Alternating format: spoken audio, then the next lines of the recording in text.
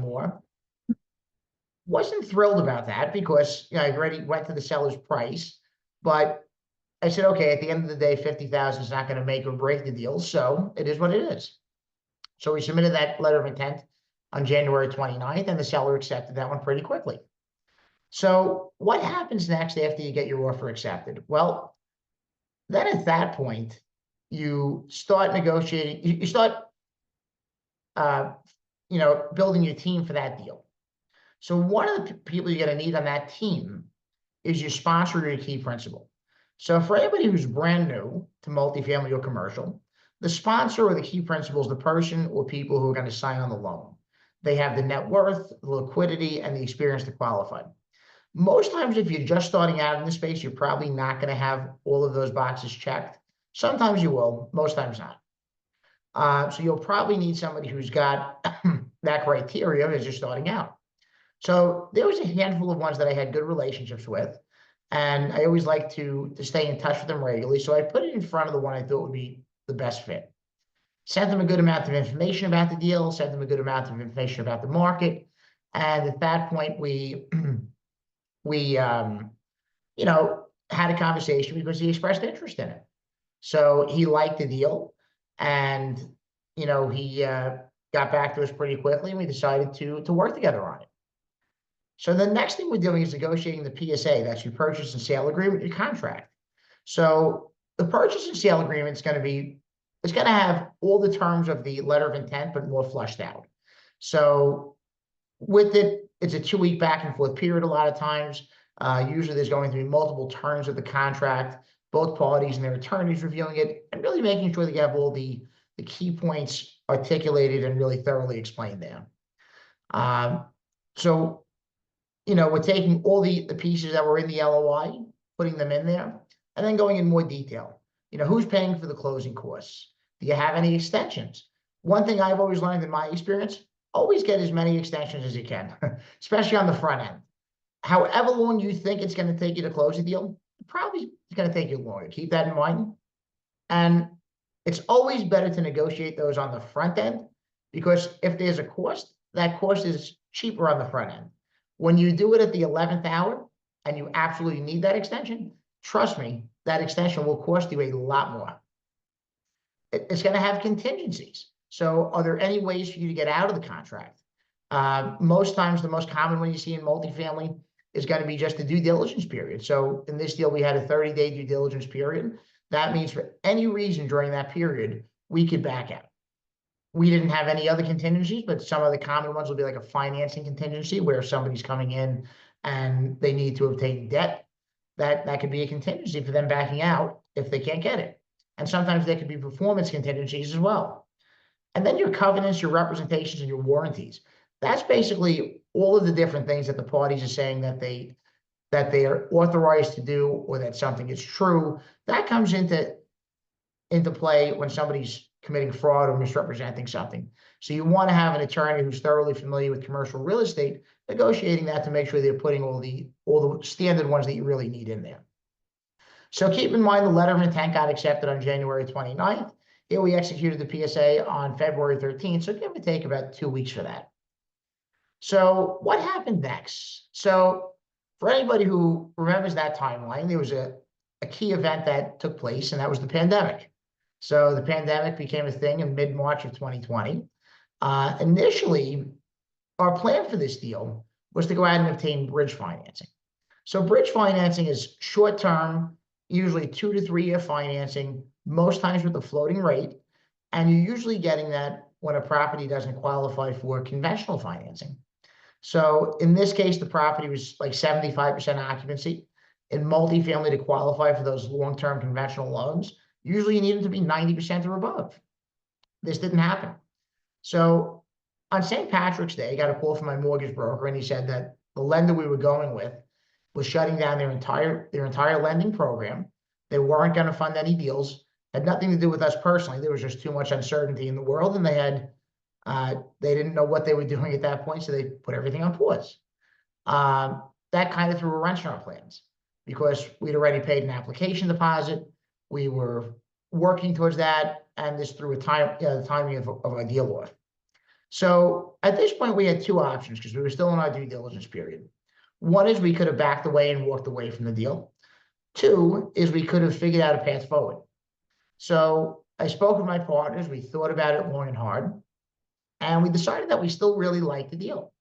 The deal made sense, had a great cost basis, so things that we really liked about it. So we contacted the broker and said, look, we want to move forward. We don't want to back out, but there's also a lot of uncertainty in the world, so we don't want to lock our money up and lose the deposit money in the process.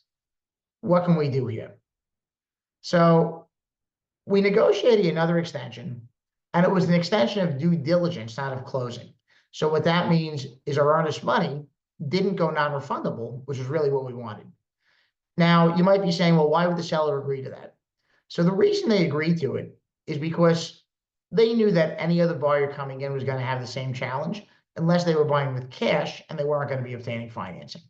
So because of that, they were willing to play the waiting game with us. Now, you might remember how I negotiated up on price to get the deal. So one thing that worked out really well from the pandemic is I negotiated down. So aside from getting a free extension, I also got a $75,000 discount. And this brought the price down to $2,475,000. So that worked out well in our favor. Another thing that worked in our favor is that throughout the months where this deal was under contract, the seller actually got the property stabilized, which was actually a big part of our business plan. And when you hear the term value add in multifamily, that was really the value add in this deal, was stabilizing the property and filling the vacant units. So they got most of this done. So the great thing is, aside from executing our business plan for us and giving us a free extension and giving us a $75,000 discount, it also meant that we were able to qualify for long-term fixed rate debt. So by May, there was still a lot of uncertainty in the finance world. And that meant a lot of bridge lenders were on pause. They weren't lending because they just didn't know what was happening. But Fannie Mae and Freddie Mac were still lending. So that provided liquidity for the multifamily market and for us. So now that the property was stabilized, we decided to submit a Fannie Mae loan application. And we got a commitment letter for that one in July. But the amount came in a lot lower than we expected. We couldn't figure out why. The appraisal came in very favorable. Truthfully, it came in better than any of us expected it to. Everything else seemed to check out. And to this day, we still don't know why, but we can only guess that perhaps it was due to a lot of fear on the lender's part and just not knowing what was going on. So this would have killed our returns. So we went back to the seller, asked for another extension, got one more, submitted a third loan application, another Fannie Mae loan application with a different lender. And this time it got approved for the amount we wanted. So that really helped, and that allowed us to go forward and to close the transaction. So with syndication, a big component of it is raising capital. So raising capital is usually a challenging piece, probably a lot more challenging than people make it out to be on social media. Although in this case, I will say it was actually the simplest of any of the deals I've done. And the reason is because we had all of the equity funded by a group of Chilean investors. And this was a group of Chilean investors. They'd never invested in the US before. But one of the partners of the group had a long-standing relationship with our key principal. And like they went to school together, and they'd known each other since they were kids. So that gave them a lot of confidence in him and us by extension and the deal. So they funded the full amount of $1.3 million, and they brought the equity in for that deal. So that was great. So keep in mind, guys, this is a relationship business. You'll notice that's a recurring theme throughout the presentation. Relationships with the brokers, relationships with the sponsors, relationship with the equity sources. So the more relationships you have, the easier you'll be able to get deals done. So then we have the actual closing of the deal. After our loan application got approved, we scheduled the closing date for September 21st, and we closed. Nowadays, closings are typically an all-day process, and they're virtual and multifamily.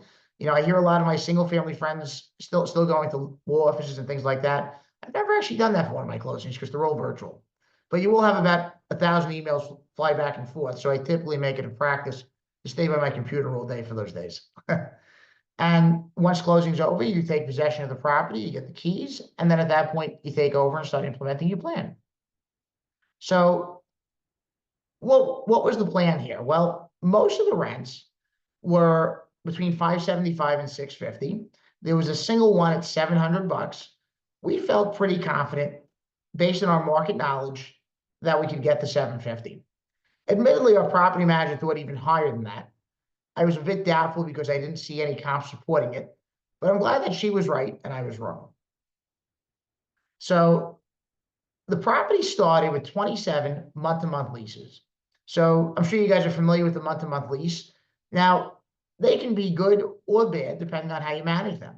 So they inherently provide more risk because you don't have the stability of knowing that somebody's there for a certain period of time. But in this case, it was an opportunity, because what it allowed us to do was to increase the rents really quickly. So within 3 months after taking over, 24 of those 27 month-to-month leases signed new leases with 12-month terms and pretty sizable rent increases. 3 of them chose to leave, but 24 out of 27 is a pretty good conversion rate, I would say. That worked out really well. So keep in mind, the seller executed the first part of our plan by filling the vacant units, and then we came in and pushed rents pretty substantially on a lot of them right after buying the property. So when we sold the property last April, the average effective rent was $938, which is substantially higher than when we bought it. Okay, so then we have the sale. So in multifamily, a sale is not going to happen overnight.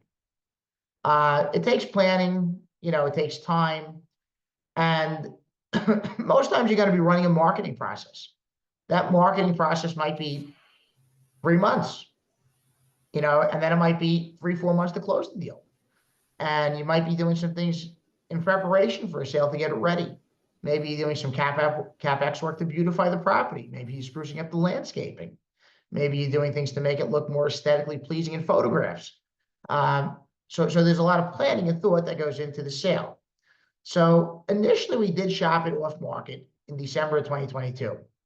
We received an offer, very legit buyer out of Chicago, who wanted to start buying in the Carolinas for $4.35 million. Keep in mind, we bought this at $2,475,000, so 4.35 wasn't so bad 2 years later. We accepted it initially, but then we backed out because our Chilean equity partners wanted to stay in the deal because they didn't think the time was right to sell it. Unfortunately, that came back to bite us, but we still did pretty well. In late 2023, we decided it was time to sell the property. We saw the market was clearly softening. We realized that it was going to be tougher to collect rents and to push rents because there was some labor challenges in the market. And we figured, let's sell it. So at this point, we did a full marketing process. We vetted a handful of buyers. We negotiated with one that backed out. And then we wound up finding one who, was ready to go in and just buy the property. And he bought it for $3.85 million. So waiting a year in this case cost us $500,000 on the purchase price, but overall was still a pretty good deal. But why don't we open up for questions if anybody has, and there's my contact info if anybody wants it, but glad to take any questions that anybody has. And you can put them in the chat box or you can unmute yourself. I'm glad to speak with you. Hey, Charles, there was a couple in the beginning said, what's the typical timeline from offer to close to determine extensions? Great question. So most times I would tell you about 100 days, usually about 10 business days to negotiate your contract, 30 days for due diligence, 30 days to close, 30 days for extension. That's kind of the standard I would recommend. It is negotiable, but that you'll see a lot of groups kind of come up with something similar to that. Sometimes on the extensions, you'll see groups do 2 15-day extensions instead of a 30-day extension. The difference there is really more psychological than anything else, because obviously it's still 30 days either way. But I try and get the 30 days in one fell swoop just to make it easier. Awesome. And then I see we have one, how does the due diligence fees work versus earnest money? Good question. So admittedly, I don't really know as much about single family. So the term due diligence fees is kind of foreign to me because I'm not as familiar with it. What is a due diligence fee in single family? And I'll tell you how that kind of relates in multifamily.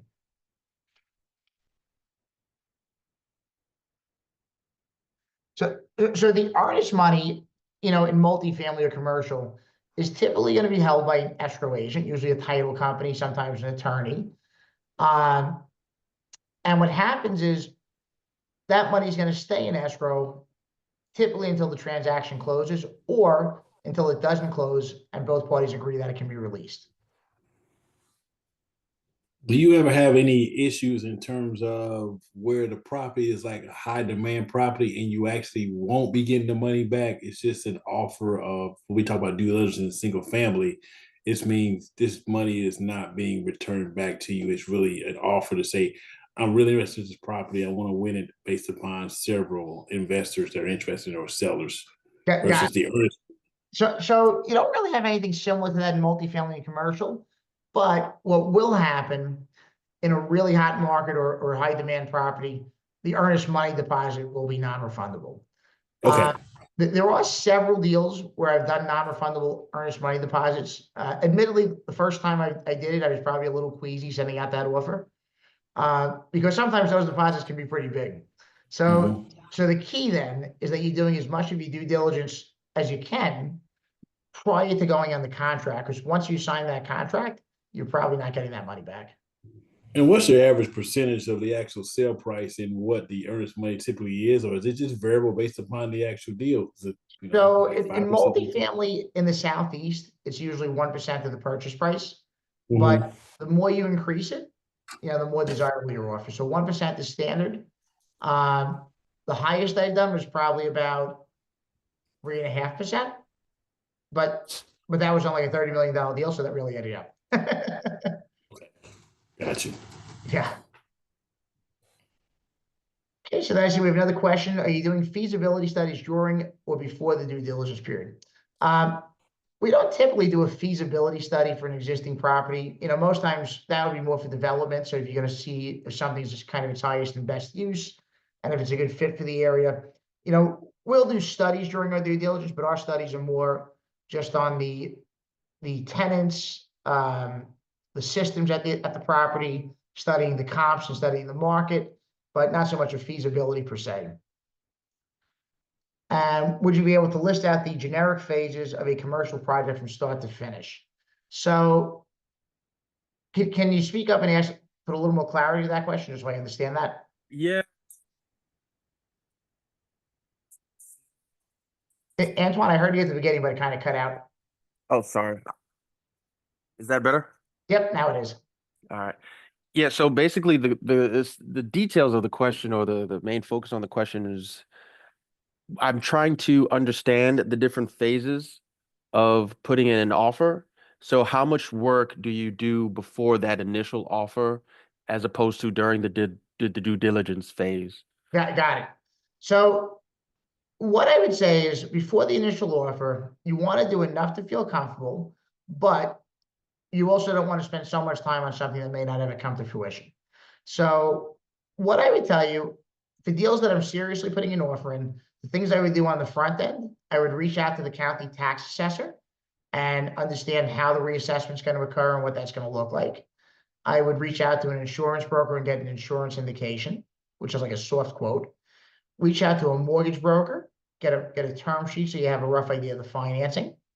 And I would reach out to a property management company who knows the area well and really confirm the income and the expense targets. So those are the big ticket items. And that's really what I would focus on prior to submitting an offer for something that I seriously wanted to win. Thank you. You're welcome. And then we have another question here. Are there any differences in how commercial lending is handled for auction properties and businesses? So the answer is yes. I mean, theoretically, no. But if a property gets to the point where it's in that position, the reality is that lenders are going to be a little more flexible. Especially right now, there's a lot of bad loans on the books, and that's probably going to become a lot more apparent as the year goes on. So with those bad loans, while there might be some properties that lenders want to take back, there's a lot of properties they don't want to take back. And because of that, they'll have a little more flexibility. So if it's a property that they're foreclosing on and it's at an auction or it's in the REO phase, they might give you 100% financing, which they're not going to do that on a new property.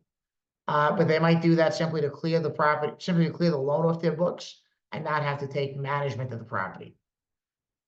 So the answer is yes, it'll vary from deal to deal and lender to lender. And it may even vary from like portfolio manager to portfolio manager within the same lender. Because you'll hear some cases where some portfolio managers aren't going to budge, and you'll hear other ones where they're very flexible, and probably the last thing they want to do is be responsible for managing the property. So it'll vary a little bit, but you can definitely work deals out. In most cases, it probably won't happen at the time of the auction. It's probably after the auction when they don't have that demand, and it becomes an REO. So the longer it sits on the lender's books, the more anxious they are to get rid of it.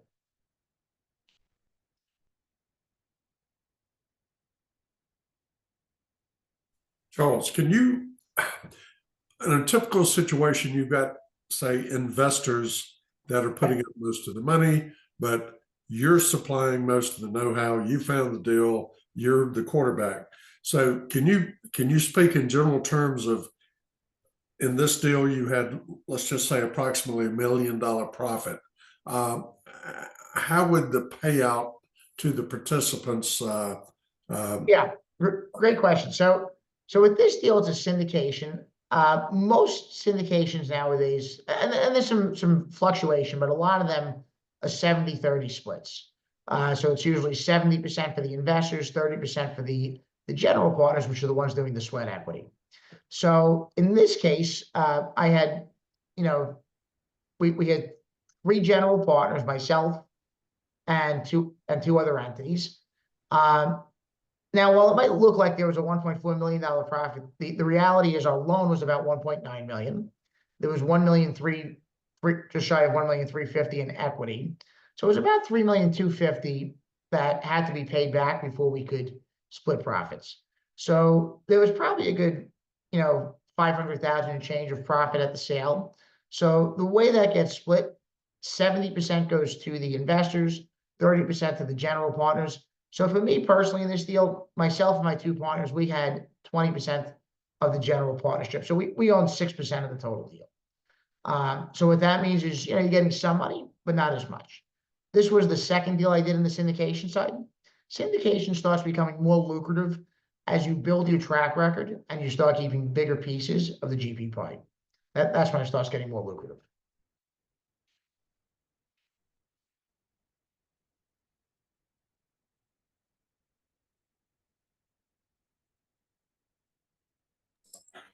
When you're working with brokers, what's the typical commission that you look to pay them out in terms of that piece, in terms of that finder's fee or whatever? Great question. So most times in multifamily and commercial, you're dealing with one broker, and that broker is typically representing the seller. You could use a buyer's broker, but I would say in most cases, there's very little benefit to it. So I wouldn't recommend it. It can usually be anywhere from 1% to 5% of the purchase price. And that'll usually depend on how big of a deal it is. So this property, when we sold it, we paid 3.5%. The largest I've paid on any property we sold was 5%. And the least would be 2% that we paid. But generally for like a deal in the like 2 to 5 million range, you're probably paying somewhere between 3 and 5%.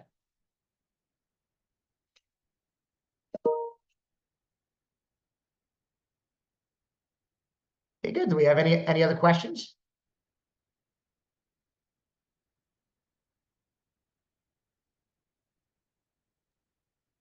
Well, if not, we want to thank everybody for coming. And next month, we certainly have a treat as we have a speaker about student housing. So I see we have a question actually from Bob that just popped in. Hang on. Oh, that's a different chat. I apologize. Well, guys, thanks so much for coming, and we'll see you guys back next month. Good job, Charles. Thank Thank you you. so much, Charles. Thank you. Thank you. Have a good night.